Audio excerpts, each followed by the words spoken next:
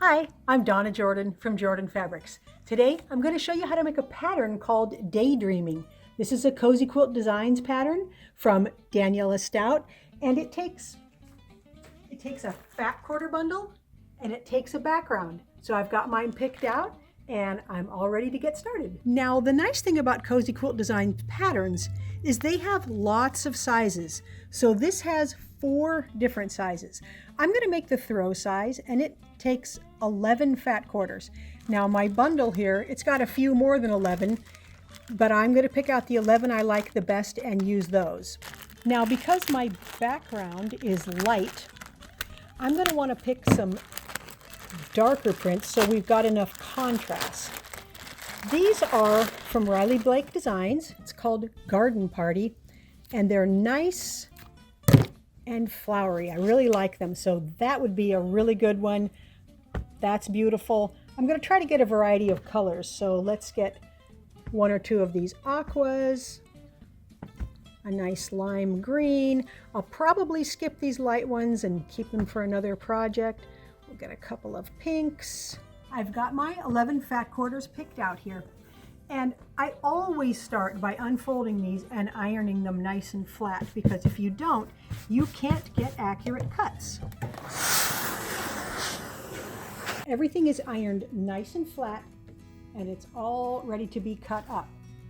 Now because this is not my pattern, this is from Cozy Quilt Designs, I can't give you all the exact cutting sizes, but I've made so many of their patterns. They're very, very easy to follow. So all of the sizes you need to cut will be very clearly written in the pattern. Just as a side note, anytime I'm going to make a pattern, I always flip through the instructions first, so I have a general idea of what I'm going to be doing. And sometimes there's new ways of doing things or new techniques that I haven't tried before, and I always think, ooh, that looks a little scary, I'm not sure about that. But then I just trust that the pattern is going to tell me how to make the blocks or how to get the patchwork sewn together. And then I'm so happy when I did it because I've learned something new, and then I get a nice quilt out of it.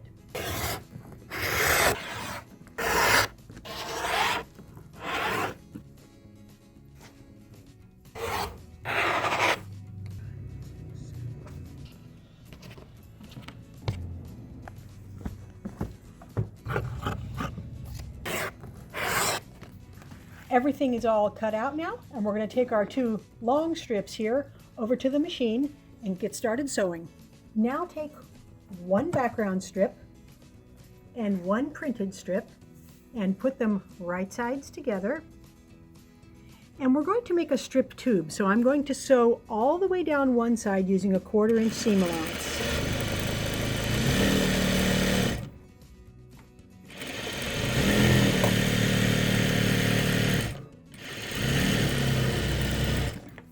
And now I'm just going to flip it over and stitch down the other side.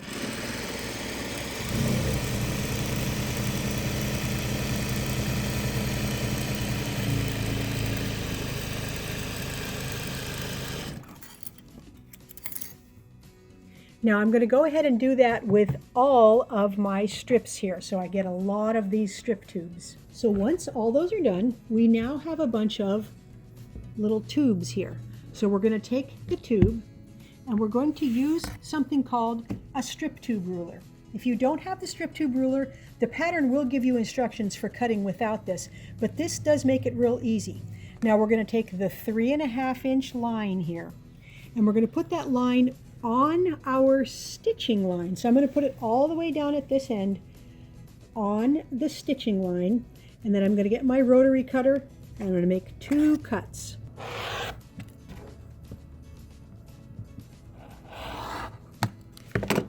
So what we've got now is a 1/2 square triangle, and it was cut after it was stitched, so it's exactly the right size.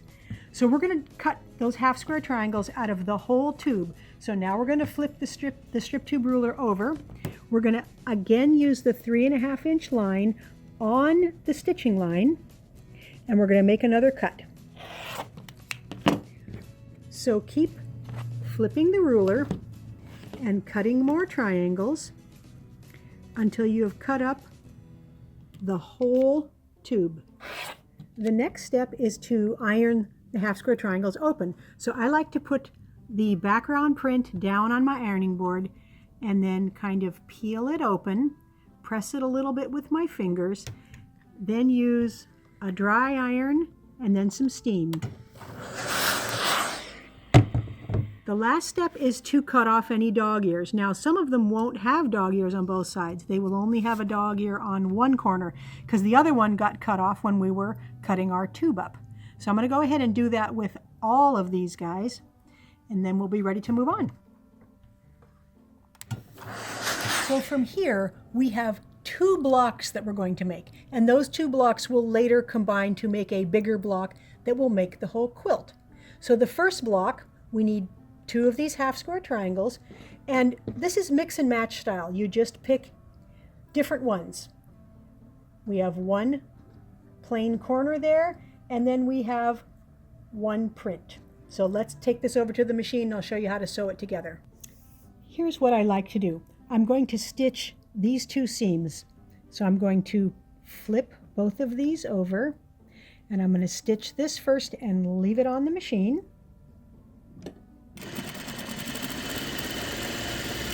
Then I'm going to slide the other pair over, get the edges lined up. Now they're kind of stuck together, and that helps me keep them from getting spun around. Now I'm going to finger press the seam allowances. So the bottom one, I'm going to press it to the right. So I'm just going to kind of smash it. I'm not going to stretch it by pulling my finger down there because this is bias and it might stretch. Now the top seam allowance, I'm going to go in the opposite direction.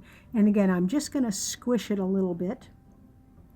Now I'm going to put these right sides together, and the seam allowances there are going in opposite directions, and that's going to make it real easy to get those to line up, and they're kind of nesting because they're going in opposite directions. So we'll line up that corner and stitch again using a careful 1/4 inch seam.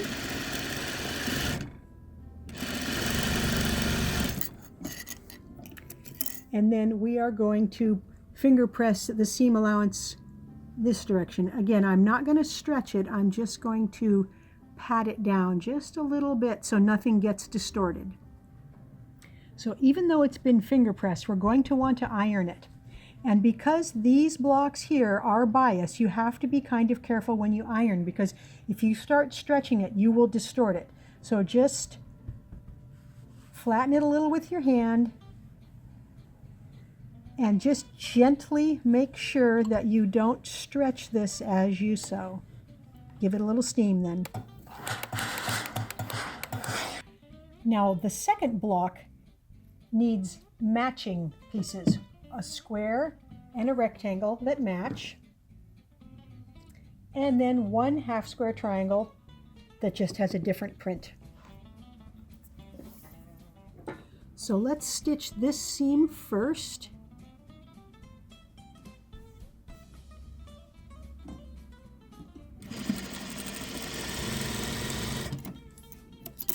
And we'll press that seam toward the darker print there, away from the background. And now we'll stitch this long seam.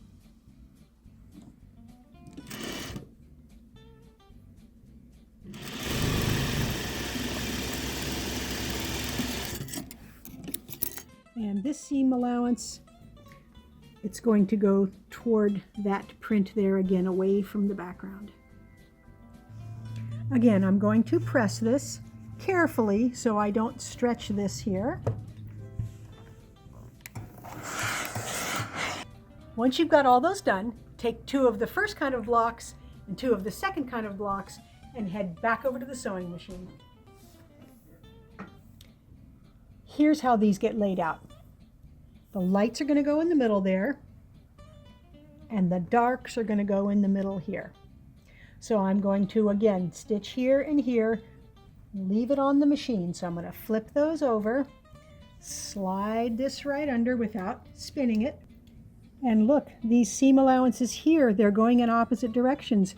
They're going to match up and nest And we will be able to get that intersection just perfect right there.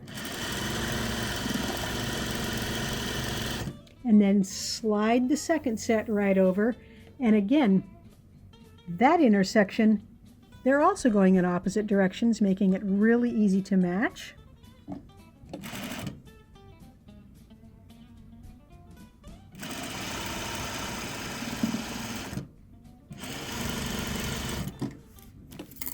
And now we will finger press these in opposite directions. So let's go towards the dark here. And open this one up and also go towards the dark, which is in the opposite direction. And stitch this one last seam. So there's nothing to match in the middle here. There's no intersection in the back there. We only have to match right in the middle. Same thing here. There's no intersection in here. Just go all the way down.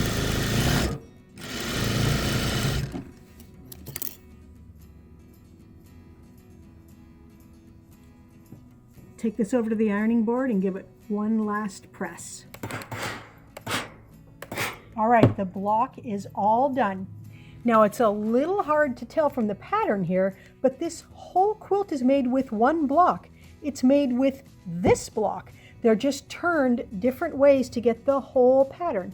So all we're going to have to do now is finish up the rest of these blocks, and then we can lay out the whole quilt. I've got all the blocks done, and now we can lay out the quilt. Now, every block is the same, but when we lay them out, we're going to lay one with the white parts aiming that way, and the next one is just going to be spun 90 degrees. This one like that, and the next one spun. So I'm going to go ahead and get this laid out. Every other one is going to be spun 90 degrees, and then we will start to see the pattern, and then we will switch some of the blocks around so that we don't have any matchups.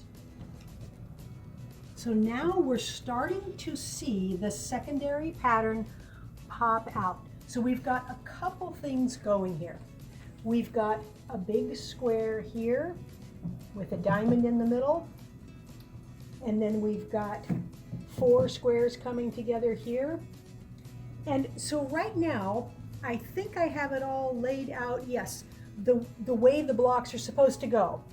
But I don't think I want to have 2 blues and 2 pinks here. So now I'm going to start trading some blocks around.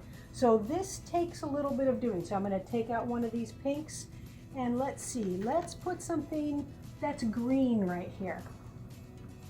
This part is looking better, but I don't want 2 oranges. So let's take that blue out, and maybe we'll put this color there. So I'm going to keep trading things around till I like what these big blocks look like, and hopefully I'll get 4 different colors in here. It's not critical, but I do like to have a lot of color change there if I can. Now I have all the blocks in the order that I want them to be laid out in. And so I've got 4 different colors on every one of these big blocks. And I don't have too many places where fabrics are touching, where they're the same fabric. I've got one here or here. They're close. But basically what I want to do is even out the colors. The blue, the navy blue, is very prominent, so I want it spread evenly throughout the quilt. The orange also, it's pretty prominent. So I lay it out and I stand back and squint a little bit and take a look and see if it looks very even. And this is looking pretty good. So I'm going to sew this bottom row. Then I'll make all the other rows and sew those rows together. I'm going to put a couple of borders on it and then get it on the quilting machine. I've got the quilt all loaded up on the machine, and I need to pick a thread color to quilt in. Really, any of these colors would work. So all of these are light enough that they're not going to show very much on that background. That pink just blends right in. You can't see it at all. The blue maybe shows a little bit. I like the green. I'm surprised at how much I like the green. But I think that this nice peachy color will look the best. For the quilting pattern, I'm going to use one called Merrily. It has flowers and leaves, and I'm going to do it in kind of a large scale because there's big flowers in some of the prints, and I think that will look really nice on the quilt.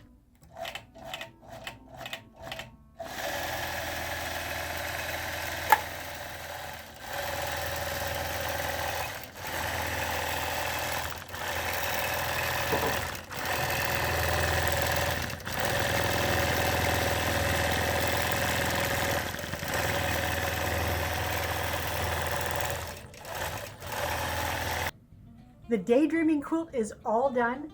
I'm so happy with how it turned out. This is one of those projects that looked better and better each step of the way, and I think the border around there in that nice big floral print looks really good. The quilting really doesn't show. I thought the flowers might show a little more, but it's really receding in there.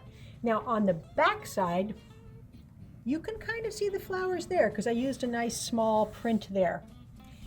For the binding, I just took a couple of my extra fat quarters and I cut those up into binding. So this one happens to be the same as the border.